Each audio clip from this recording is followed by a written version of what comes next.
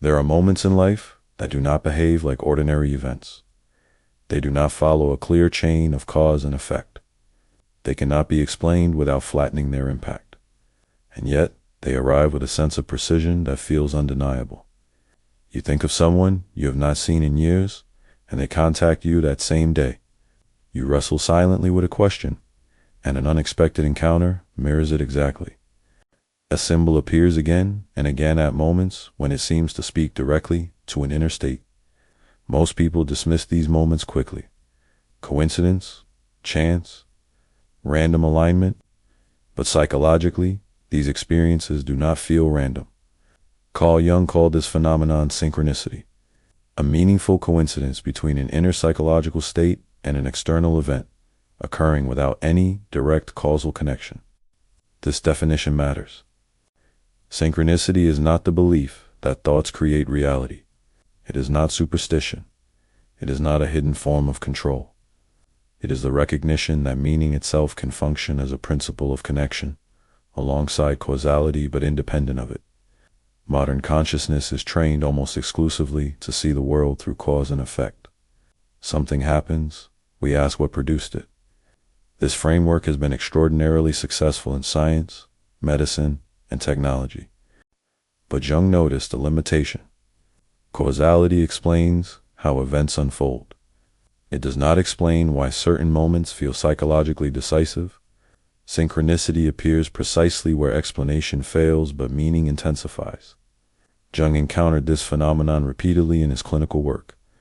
Patients would describe experiences where dreams coincided with outer events in ways that could not be reduced to chance without dismissing their psychological impact. These moments did not occur randomly across life. They clustered around transition, periods of crisis, moments of loss, identity breakdown, existential questioning, the beginning or deepening of individuation. At such moments, the ego's usual framework weakens. Old explanations no longer satisfy. Life feels unstable. The psyche searches for orientation rather than certainty. Synchronicity appears under these conditions, not as guidance, but as confirmation of relevance. Something inner and something outer suddenly reflect the same pattern, not because one causes the other, but because both participate in a deeper configuration. Jung proposed that synchronicity points toward an underlying order that cannot be grasped through linear thinking alone. He called this background unity the unus mundusa, unified reality from which both psyche and matter emerge. This idea was not mystical speculation. It was an attempt to account for experiences that consistently reorganized meaning in people's lives without granting the ego any special power. Synchronicity does not empower the ego. It humbles it. The experience does not say, "You control this." It says, "You are participating in something larger than your intention." This distinction is critical. When meaning replaces causality, the ego is forced to relinquish mastery. It cannot predict or reproduce the event. It cannot turn the experience into a method. Synchronicity happens once, and then it passes. Its value lies not in repetition, but in orientation. Jung emphasized that synchronicity must never be turned into a belief system. The moment it is used to explain everything, it loses its psychological function. Meaning becomes inflated. Coincidence becomes proof. The ego quietly takes center stage again. True synchronicity does not inflate. It stills. There is often a pause when it occurs, a brief suspension of interpretation. Something is recognized before it is understood. The psyche responds first, and thought follows later. This pause is important. It marks a moment when the individual is no longer sealed inside their inner world, nor dissolved into the outer one. Inner and outer life momentarily align through meaning, not mechanism. This alignment does not solve problems. It reframes them. Instead of asking, "What caused this?" the psyche begins to ask, "What is being asked of me now?" That question does not demand belief. It demands attention. Synchronicity does not offer answers. It offers context. and context can be enough to continue when explanation fails. This is why Jung treated synchronicity with restraint. He knew its power lay not in how often it occurred, but in how it changed a person's relationship to uncertainty.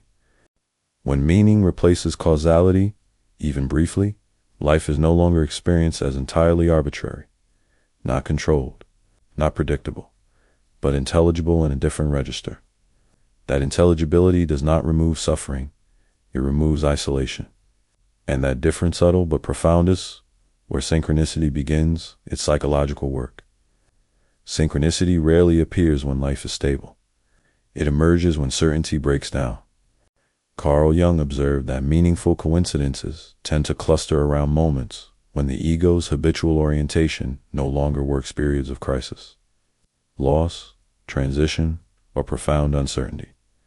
These are not moments of clarity. They are moments when explanation fails. Crisis weakens the ego's dominance. When routines collapse and assumptions lose credibility, the psyche becomes more permeable. Attention turns inward, not by choice, but by necessity. Questions arise that cannot be answered with strategy or planning. Meaning is sought because control is no longer sufficient. This is the psychological condition in which synchronicity becomes visible. It does not increase because reality changes. It increases because perception changes. During stable periods, the ego filters experience aggressively. It ignores what does not fit its goals or explanations. Coincidences pass unnoticed. Symbols are dismissed. Inner states are subordinated to function. Crises interrupts this filtering. The ego's authority weakens, and with it the assumption that causality is the only valid principle of order. The psyche becomes receptive to pattern rather than mechanism, to relevance rather than explanation. Synchronicity does not create meaning in these moments, it reveals it. Jung was careful here. He did not claim that crises cause synchronicities, nor that synchronicities solve crises. He observed that when the psyche enters a state of disorientation, it becomes sensitive to correspondences between inner and outer events that would otherwise be ignored. This sensitivity is not mystical, it is psychological. When identity is stable, experience is organized around preservation. When identity is threatened, experience reorganizes around orientation. The psyche searches for signals that indicate direction rather than control. Synchronicity functions as such a signal. It does not say, everything will be fine. It does not explain what to do next. It says, this moment matters. That recognition alone can alter how a crisis is endured. Jung noted that many synchronistic experiences occur at points of decision moments when the individual stands between incompatible possibilities. Logic offers no clear solution. Emotion is conflicted. Action feels premature. In these moments, a coinciding event may mirror the inner dilemma symbolically. A dream image appears in waking life. A chance encounter echoes an unresolved question. A phrase overheard unexpectedly crystallizes what could not be articulated. The psyche recognizes itself in the event. This recognition does not bypass responsibility. It does not dictate action, but it anchors experience in meaning rather than chaos.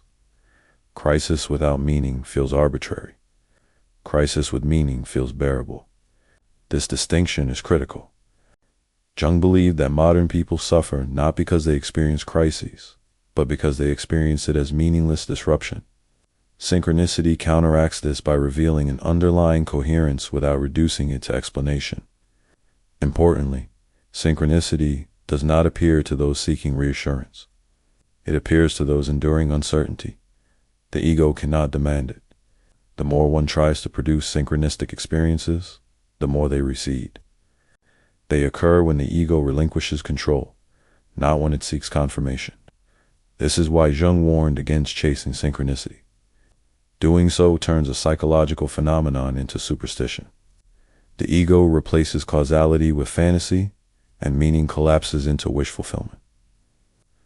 Authentic synchronicity humbles rather than empowers. It does not answer questions, it deepens them. During crisis, this deepening can prevent premature closure. Instead of rushing toward solutions that restore comfort but preserve misalignment, the individual remains open longer. This openness allows transformation to proceed rather than being aborted.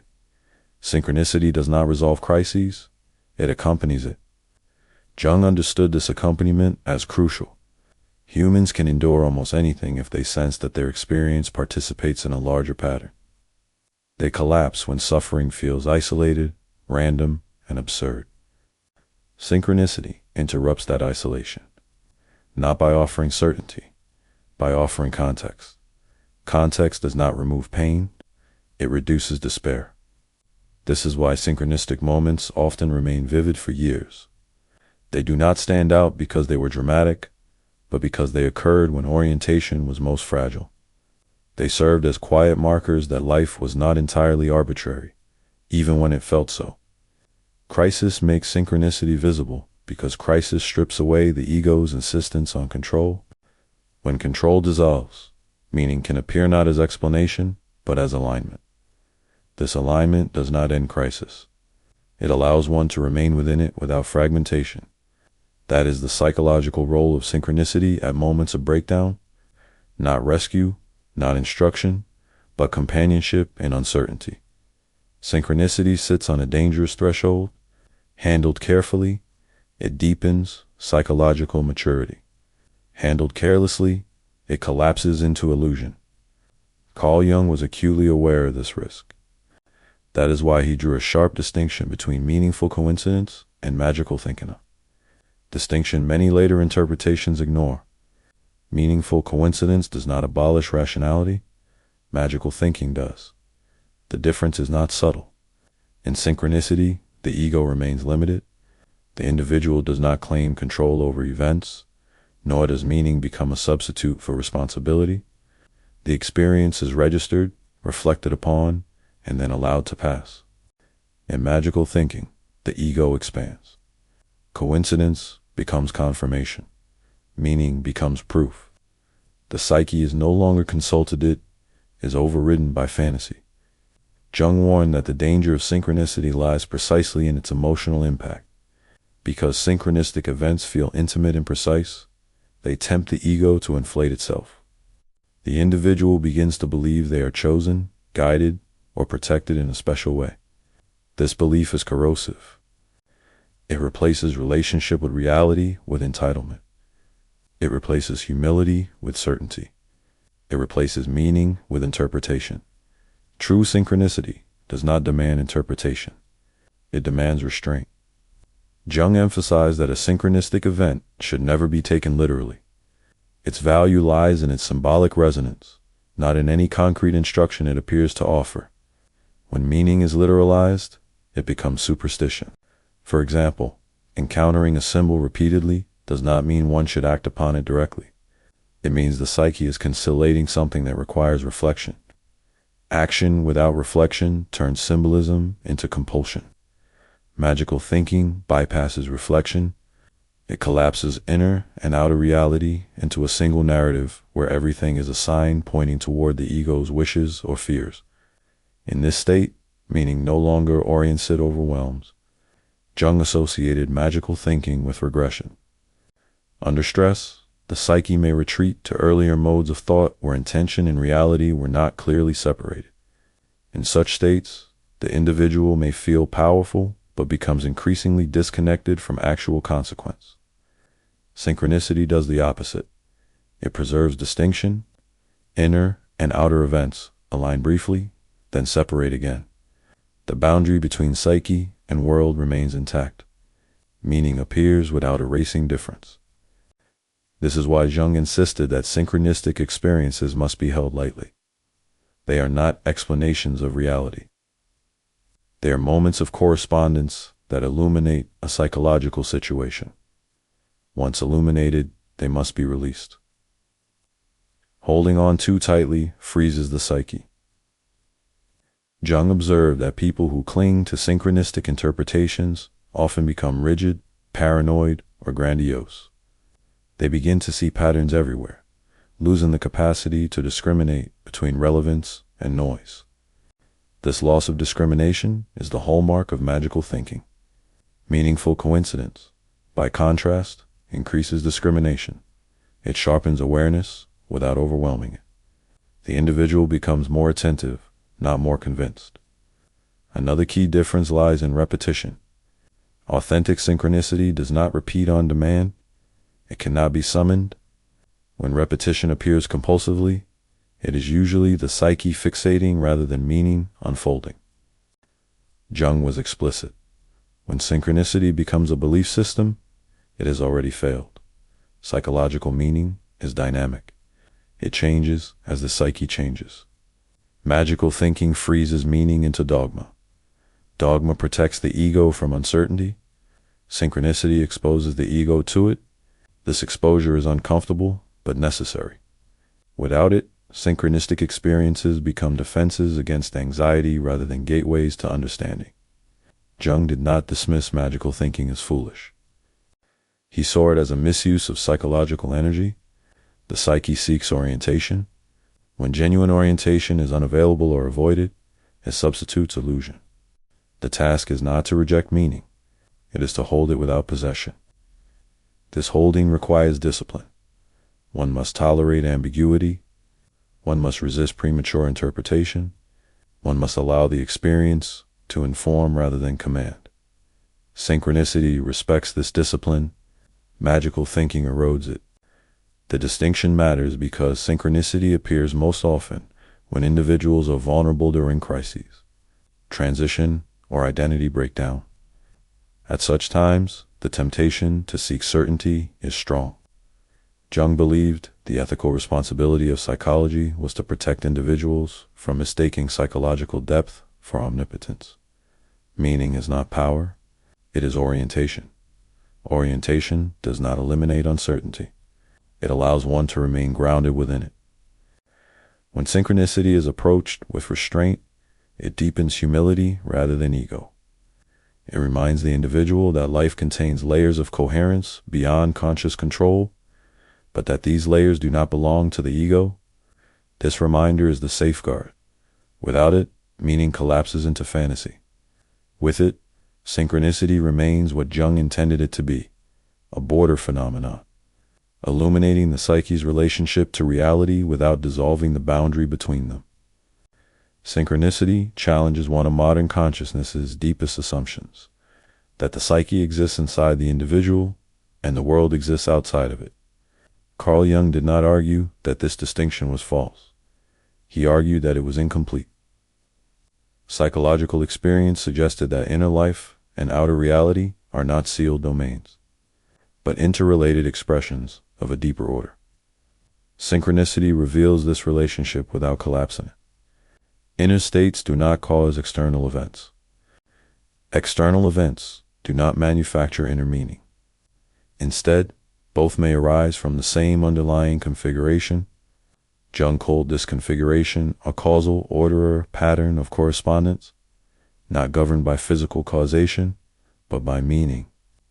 This idea was unsettling because it implied that reality could not be fully understood through mechanism alone. Yet Jung was cautious. He did not propose a mystical universe ruled by intention. He proposed a layered reality in which different principles operate simultaneously. Causality governs matter, meaning governs experience. Synchronicity appears where these layers touch. In such moments, the psyche encounters the world not as neutral matter, but as symbolically responsive. An event occurs that reflects an inner condition with uncanny precision, not because it was produced by the psyche, but because both participate in the same pattern. This does not grant the psyche special powers, it limits them. The ego cannot control these moments. It cannot predict them. It cannot reproduce them. The individual is encountered by meaning rather than generating it. This encounter alters perception. The world is no longer experienced as purely external or indifferent, nor is it experienced as pliable or submissive. It becomes something more ambiguous, capable of reflecting inner states without being governed by them. This ambiguity is psychologically demanding. The ego prefers clarity, either control or chaos. Synchronicity offers neither. It introduces relation without mastery. Jung believed this relational experience was essential for psychological maturity. Without it, individuals remain trapped in either omnipotent fantasy or nihilistic despair. One imagines oneself as the center of reality, or one experiences reality as meaningless. Synchronicity undermines both extremes. It suggests that the individual participates in meaning without owning it. This participation often occurs when the psyche is emotionally charged. Strong affect fear, longing, grief, anticipation, loosens the boundary between inner and outer perception. Attention sharpens, symbols stand out, patterns become visible. But visibility does not imply fabrication. Jung emphasized that synchronistic experiences lose their value if they are forced into explanation. Their psychological function is not to solve metaphysical questions, but to reorient the individual's relationship to reality. After such an experience, people often report a subtle but lasting shift. They do not believe the world is controllable. They do not believe it is random. They experience it as responsive, but not obedient. This responsiveness changes how one lives. Decisions are made with greater attentiveness. Actions feel less mechanical. Life is approached with curiosity rather than domination. The individual becomes more aware of timing, context, and inner readiness. This does not produce passivity. It produces listening to inner signals without absolutizing them, listening to outer circumstances without surrendering agency. Jung saw this balanced listening as a corrective to modern alienation. When psyche and world are split too sharply, life becomes either technical or absurd. Meaning is either manufactured or denied. Synchronicity restores a middle position. It does not prove that the universe has intention. It demonstrates that experience has structure beyond linear cause. This structure is not constant. It appears sporadically at points of transition when the psyche is open and the ego's defenses are relaxed. Its rarity is part of its function. If meaning were constant, it would become invisible. If coincidence were frequent, it would lose significance. Synchronicity matters because it interrupts ordinary perception briefly, then withdraws.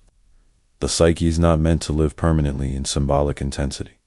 It is meant to touch it, then return to life, informed rather than absorbed. Jung warned that those who attempt to remain in synchronistic awareness continuously lose grounding. They become detached from ordinary reality, mistaking symbolic resonance for guidance in every action. Healthy integration requires return. One must live with both layers causal reality and meaningful experience, without confusing them. The psych-world relationship revealed through synchronicity is not a replacement for rationality, it is a complement. When held together, these perspectives allow a fuller engagement with life, one that respects science without reducing experience to mechanism, and respects meaning without surrendering to fantasy. Synchronicity does not dissolve the boundary between inner and outer life.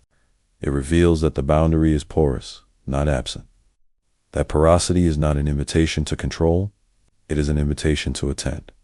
Synchronicity is not an event added on to individuation. It is a byproduct of it. Carl Jung observed that synchronistic experiences tend to appear when the psyche is reorganizing itself. When old identities weaken and new orientations have not yet stabilized, individuation creates precisely these conditions. As the ego loosens its rigid identifications, unconscious material rises closer to awareness. Inner life becomes more vivid, more symbolic, more emotionally charged. At the same time, attention to the outer world sharpens.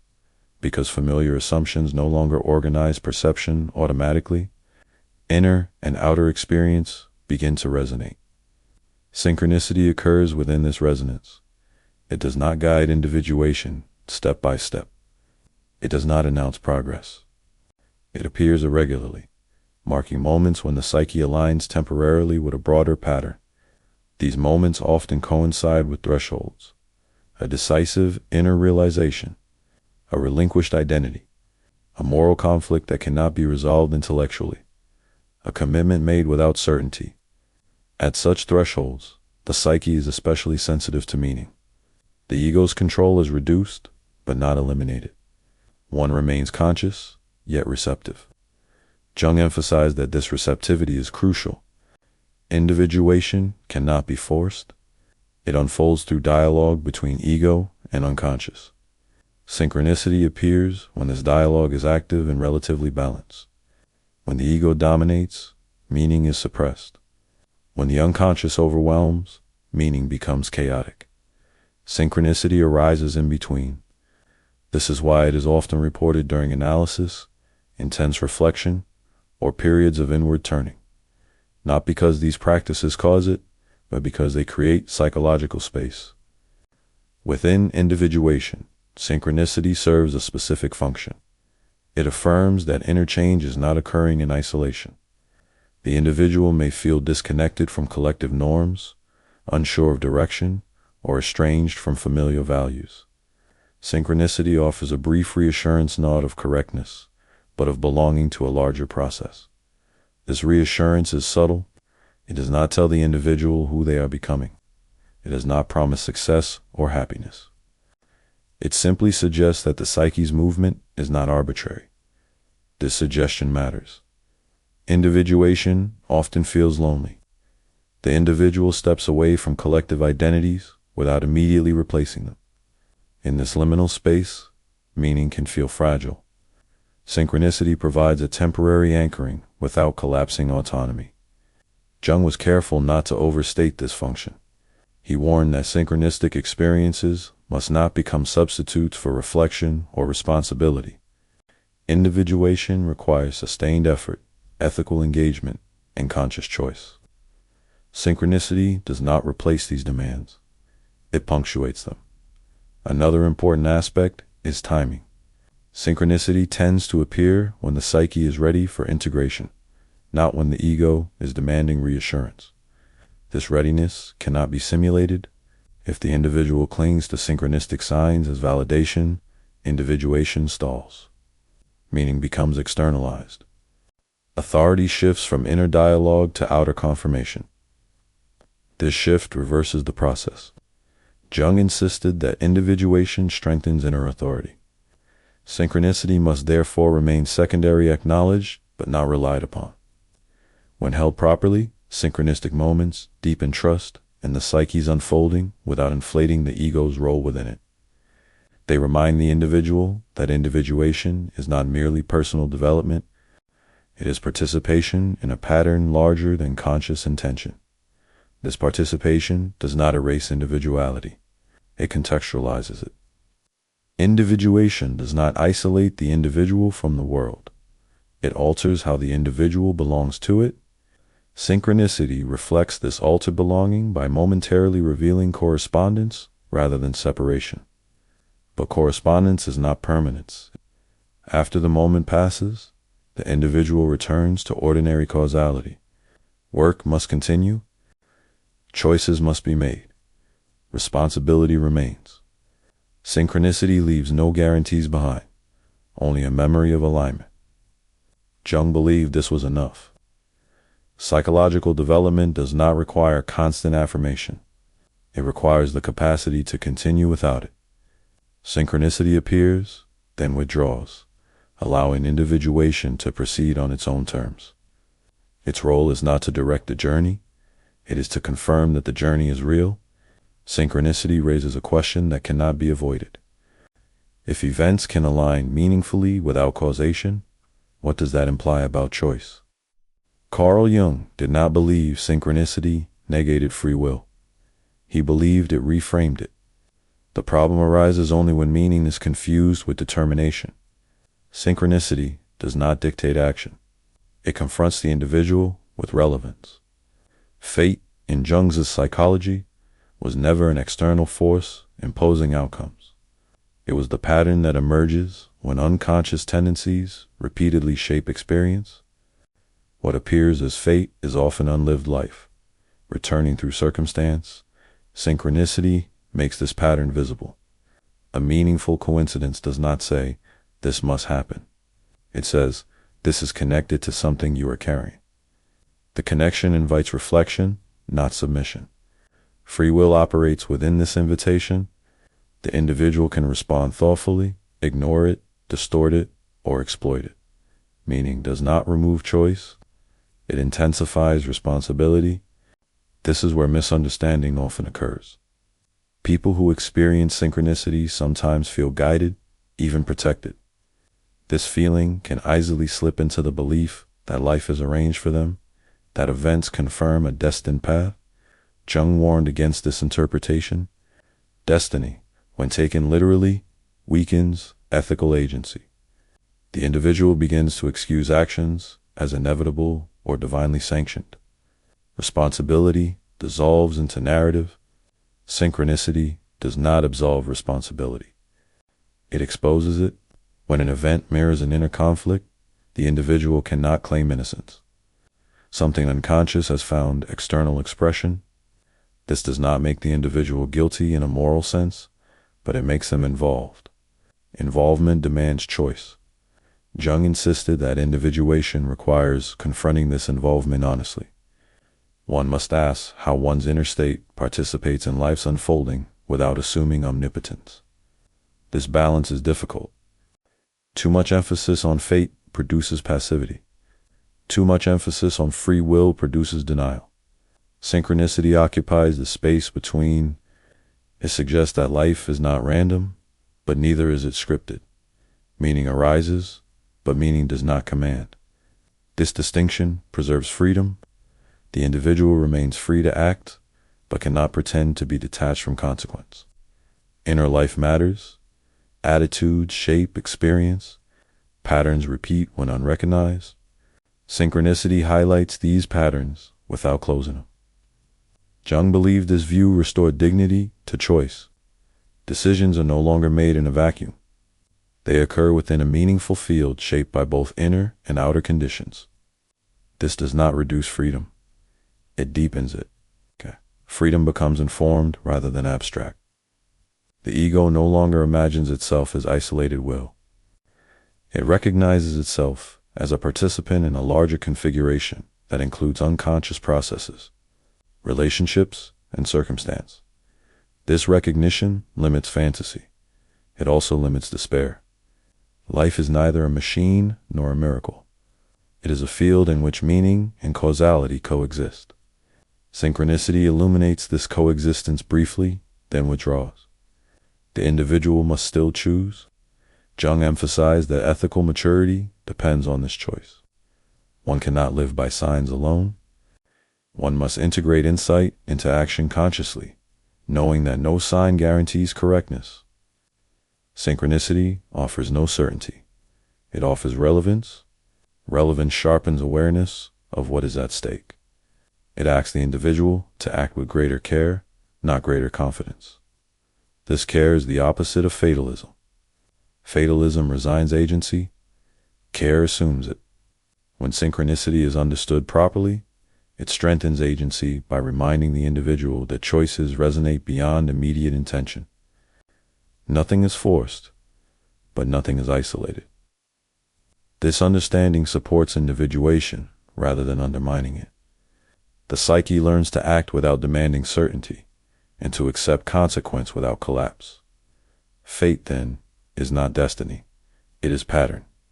And pattern becomes flexible when it is recognized. Synchronicity does not remove freedom. It reveals where freedom matters most. Synchronicity carries a subtle danger, not because it is false, but because it is powerful. Carl Jung warned that meaningful coincidence can easily lead to inflationist state, in which the ego absorbs meaning that does not belong to it. When this happens, insight turns into self-importance, and orientation turns into entitlement. Inflation begins quietly. A synchronistic event occurs, and it feels intimate, precise, almost personal. The experience can produce awe, gratitude, or stillness. These reactions are appropriate. The danger emerges when the ego draws a conclusion it is not entitled to draw.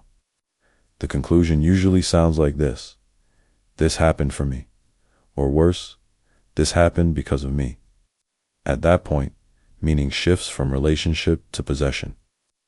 Jung was explicit that synchronistic experiences do not elevate the individual. they decenter them. The moment the ego claims special status, the experience has already been misunderstood. Inflation does not always look grandiose.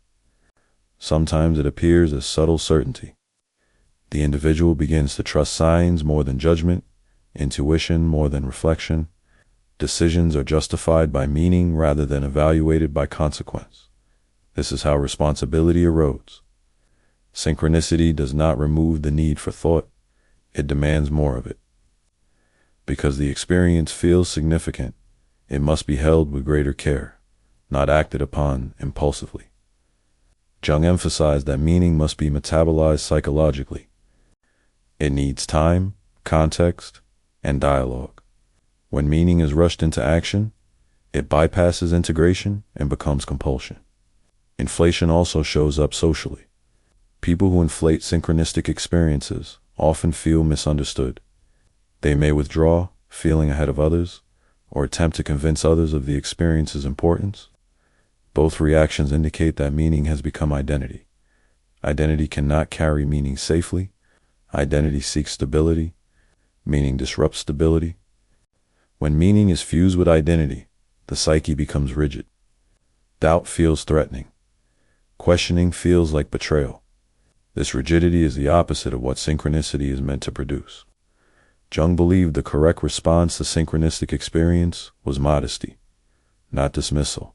Modesty acknowledges significance without claiming authority. It allows the experience to inform attitude rather than dictate belief.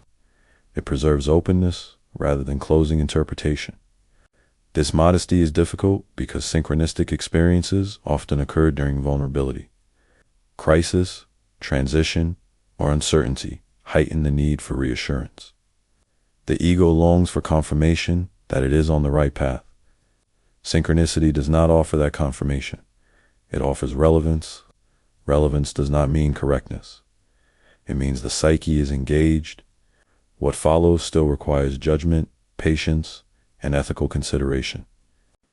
Jung insisted that the antidote to inflation is relationship with other people, with ordinary life, and with one's own limitations.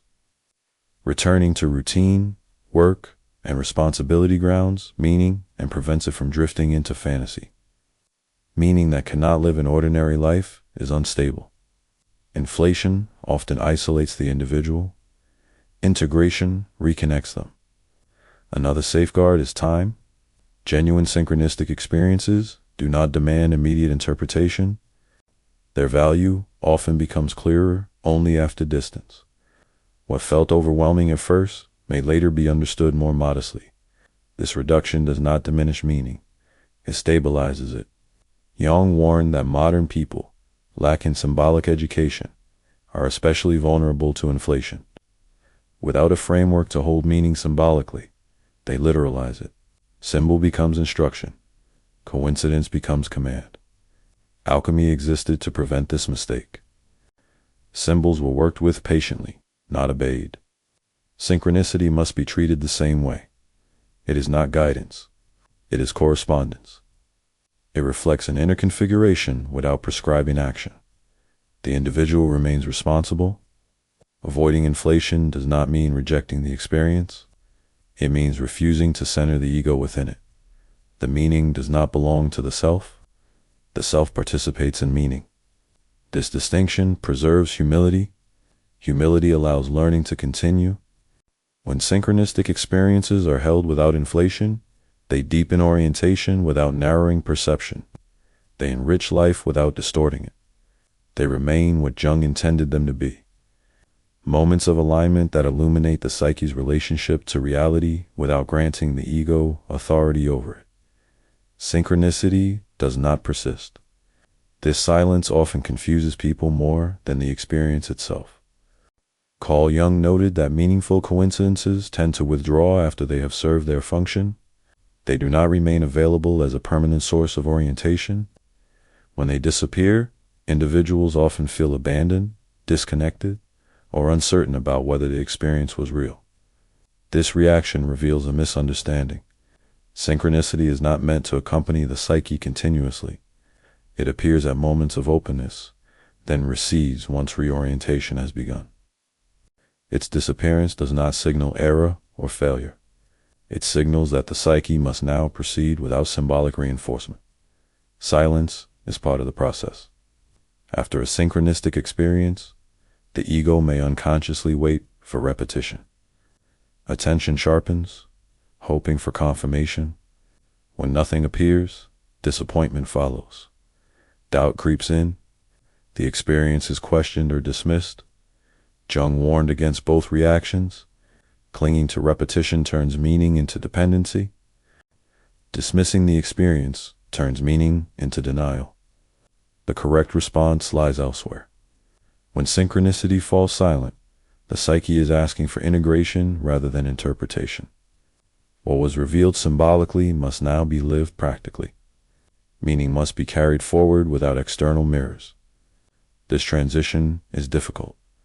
During synchronistic moments, life feels responsive. When they end, life returns to ordinary causality. Work, obligation, routine, and limitation reassert themselves. The contrast can feel stark, but this return is necessary. If symbolic intensity remained constant, it would overwhelm consciousness. The psyche needs periods of neutrality to stabilize change. Silence allows what was glimpsed to settle. Jung emphasized that individuation cannot rely on peak experiences. Development depends on continuity, not intensity. The ego must learn to act without constant reassurance that it is aligned. This learning strengthens autonomy. Autonomy does not mean separation from meaning.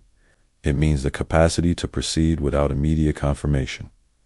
When synchronicity withdraws, it tests whether orientation has been internalized. Has the individual integrated the experience into attitude, or were they relying on the experience itself? This test is quiet. There is no dramatic collapse. Life simply continues. For many, this continuation feels anticlimactic. They expect transformation to remain vivid. Instead, it becomes subtle. Values shift gradually. Decisions feel heavier but more grounded. This is not loss, it is maturation. Jung observed that those who chase further synchronistic experiences often stagnate. They mistake absence for error. They seek intensity rather than depth. Meaning becomes external again, and the ego resumes its search for validation. True integration does not seek repetition. It allows silence. Silence creates space for responsibility. Without symbolic reinforcement, the individual must decide based on judgment, ethics, and lived awareness. Meaning becomes less spectacular, but more reliable. This reliability matters. Synchronicity introduces orientation. Silence tests whether orientation can endure without spectacle.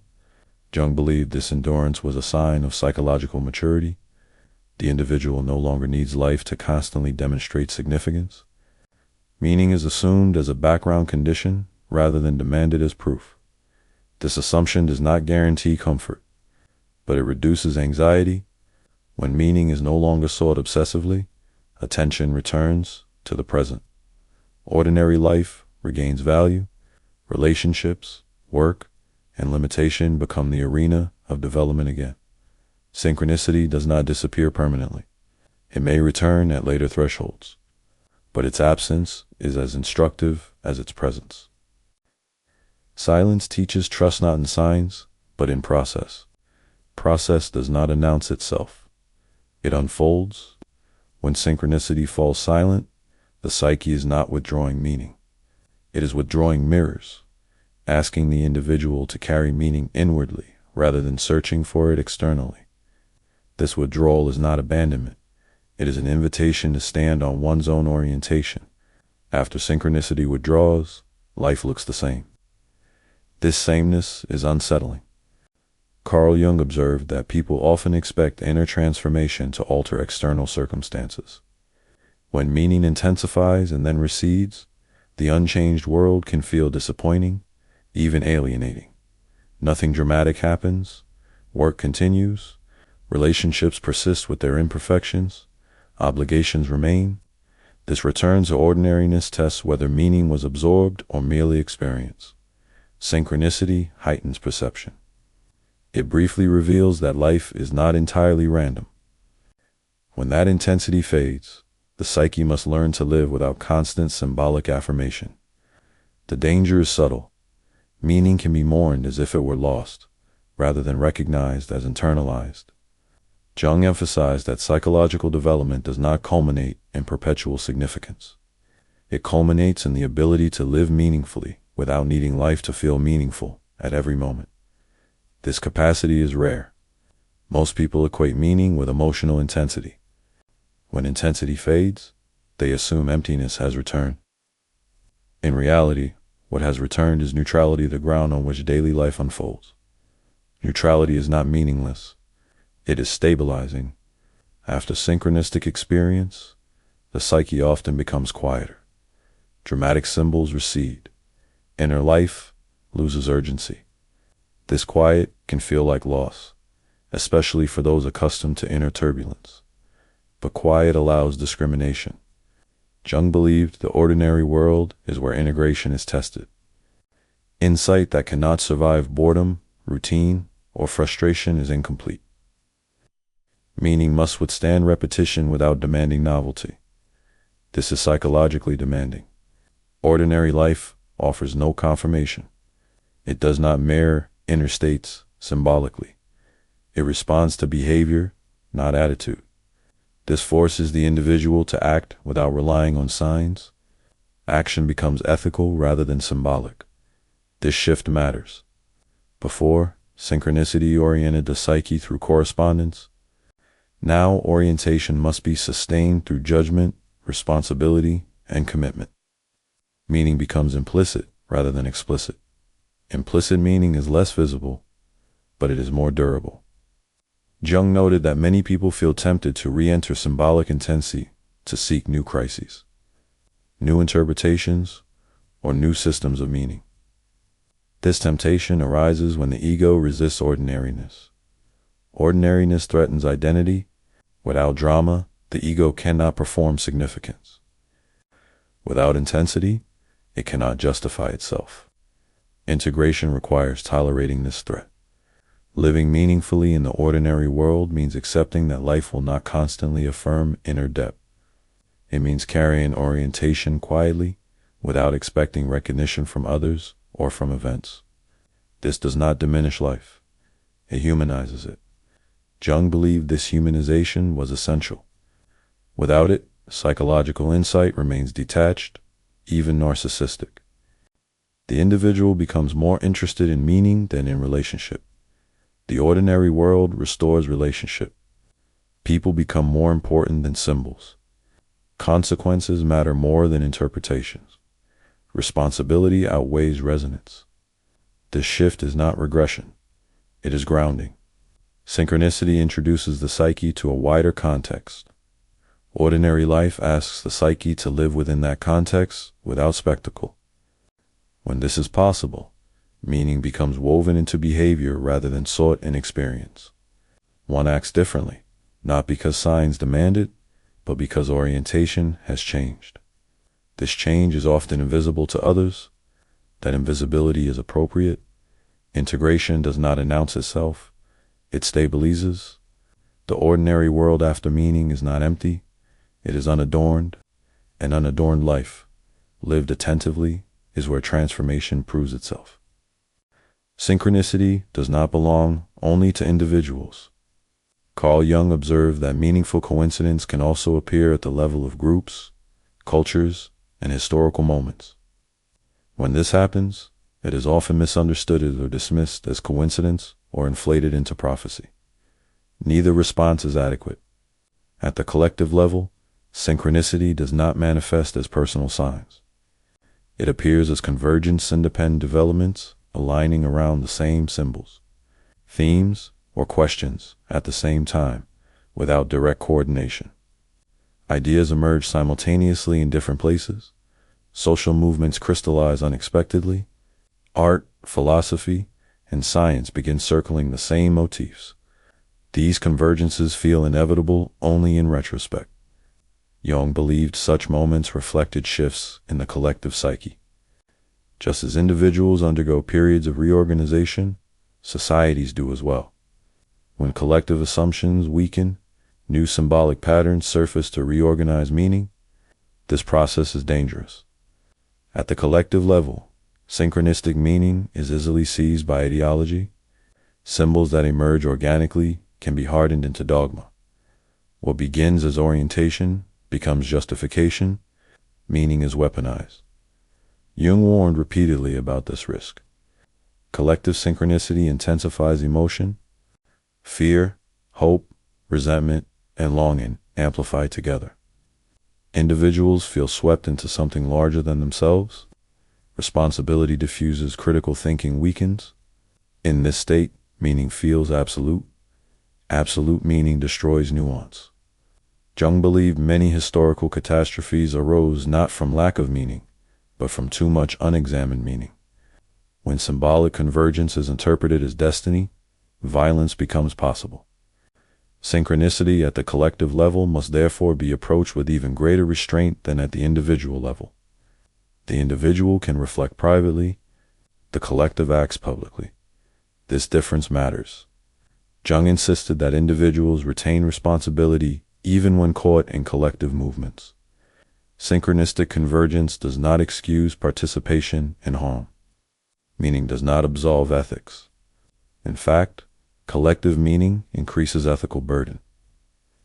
When many people feel aligned around the same symbols, dissent becomes difficult. Questioning feels like betrayal. Projection intensifies. Enemies are created to stabilize identity. This is the shadow of collective synchronicity. At its best, collective meaning can reorganize values, inspire creativity, and signal the need for change. At its worst, it produces fanaticism and moral blindness. Jung believed the antidote was individuation within the collective. Individuals must remain psychologically differentiated even while participating in shared meaning. They must resist surrendering judgment to symbolism alone. Meaning must be interrogated, not obeyed. This stance is uncomfortable. It places the individual at odds with group enthusiasm. It invites misunderstanding and isolation. But without it, collective synchronicity becomes possession rather than orientation. Jung did not deny the reality of collective patterns. He feared their misuse.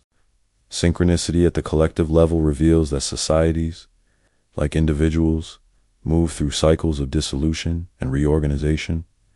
Old structures lose legitimacy. New symbols emerge. Orientation shifts.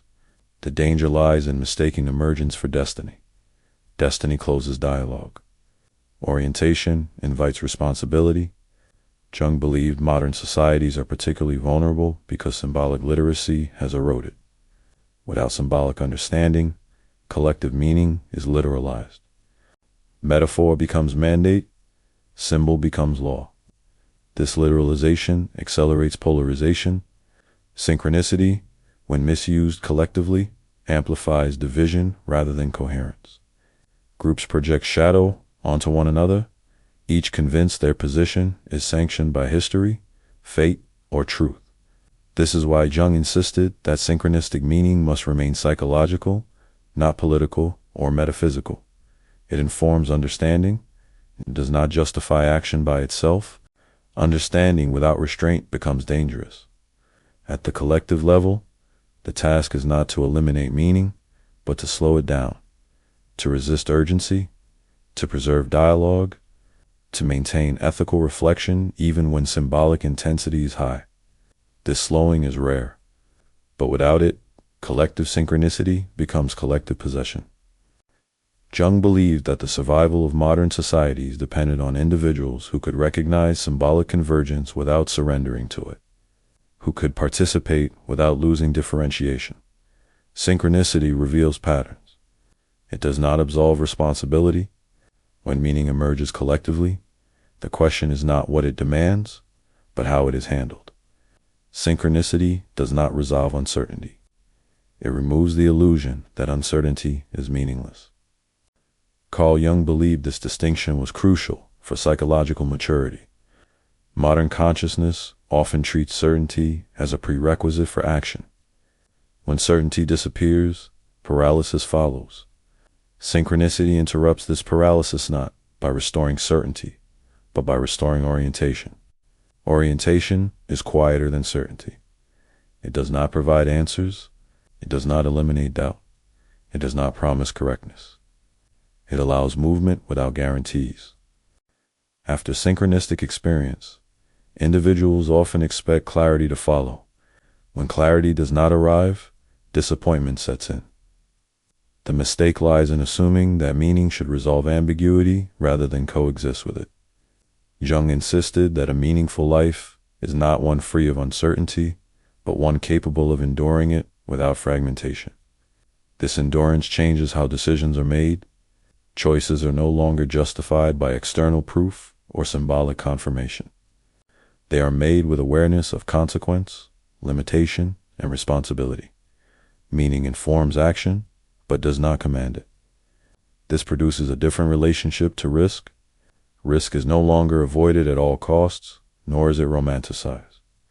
It is acknowledged as unavoidable. Action becomes careful rather than impulsive, deliberate rather than reactive. Living with meaning without certainty requires restraint. The ego must resist turning insight into ideology. It must accept that understanding will always be partial.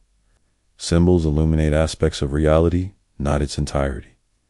This acceptance protects against inflation. Jung warned that certainty is seductive because it relieves responsibility. If the outcome is guaranteed, the individual need not wrestle with doubt. Meaning without certainty preserves ethical tension. Ethical tension keeps consciousness awake. When certainty dominates, awareness dulls. Decisions become automatic. Responsibility is outsourced to belief systems, authorities, or narratives. Synchronicity does not replace these with new systems. It removes the fantasy that systems can eliminate ambiguity. This removal is unsettling, but it is also liberating. The individual no longer waits for signs before acting, nor do they ignore signs when they appear. They live attentively, recognizing that meaning may emerge unexpectedly but cannot be demanded. This stance cultivates humility. Humility does not mean insecurity. It means proportion. The individual recognizes their place within a larger pattern without claiming to define it. Jung believed this proportionality was essential for modern psychological health. Without it, individuals oscillate between omnipotence and despair, believing they control meaning or that none exists. Synchronicity offers a middle position. It suggests that meaning is real, but not owned, present, but not permanent, relevant, but not prescriptive. Living with this understanding reshapes expectation. Life is no longer approached as a problem to be solved, nor as a mystery to be conquered. It is engaged as a process requiring attention, patience, and ethical response. This engagement does not require belief. It requires listening to inner states without absolutizing them, listening to outer circumstances without surrendering agency, listening for relevance without demanding certainty. Jung saw this listening as the mature posture of the psyche. It allows participation in life without reducing experience to mechanism or myth. Meaning without certainty does not protect from suffering. It contextualizes it. Suffering becomes part of a pattern rather than proof of absurdity. Loss remains painful, but not isolating. Failure remains difficult, but not annihilating. This context does not explain why events occur. It explains why endurance is possible.